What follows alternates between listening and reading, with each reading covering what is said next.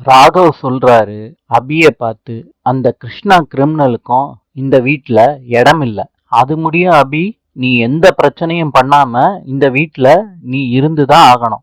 ராகவ், நானும் இனிமேட்டு எந்த விளக்கமும் கொடுக்கற மாதிரி இல்ல.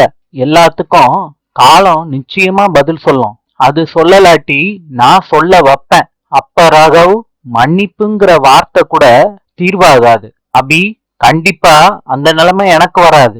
உன் பக்கம் எந்த நேர்மையும் எந்த நியாயமும் இல்லைன்னு தான் நான் நினைக்கிறேன் சொல்லிட்டு ராகவ் கோவத்தோட போறாரு. அபி கண்ணீரோட இருக்காங்க.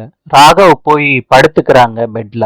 இத பாத்துக்கிட்டே அபி ரொம்ப வருத்தப்படுறாங்க. அபி மனசுக்குள்ள நினைச்சுக்கிறாங்க, அஞ்சலி அக்காவுக்கு பிரசவம் மாத்திரம் நல்லா நடக்கட்டும். அந்த கிருஷ்ணாவோட தோலை உரிச்சு காமிச்சிட்டு தான் இந்த வீட்டை விட்டு வெளியே போவேன். அபியும் படுத்துடுறாங்க. ராகவ் பாட்டி கிட்ட சொல்றாரு, பாட்டி, லாவண்யா கிட்ட அக்காவுக்கு என்ன ஆச்சு, எதனால இவ்வளவு ப்ராப்ளமா ஆச்சுன்னு சும்மா சொல்லதான் செஞ்சேன். யாரு மேலையும் ப்ராப்ளத்தை நான் கிரியேட் பண்ண விரும்பல. இப்ப நீங்க 2 பேரும் என் மேல கொஞ்சம் கோவமா தான் இருக்கீங்க.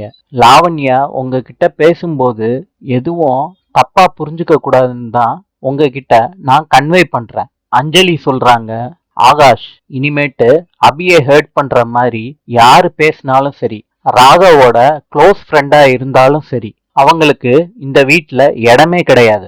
அத புரிஞ்சுக்கிட்டு ராகவ நடந்துக்க சொல்லு அப்படின்னு சொல்லிட்டு அஞ்சலி போறாங்க கோவமா. வீட்ல எல்லாரும் இத கேட்டுக்கிட்டு இருக்காங்க.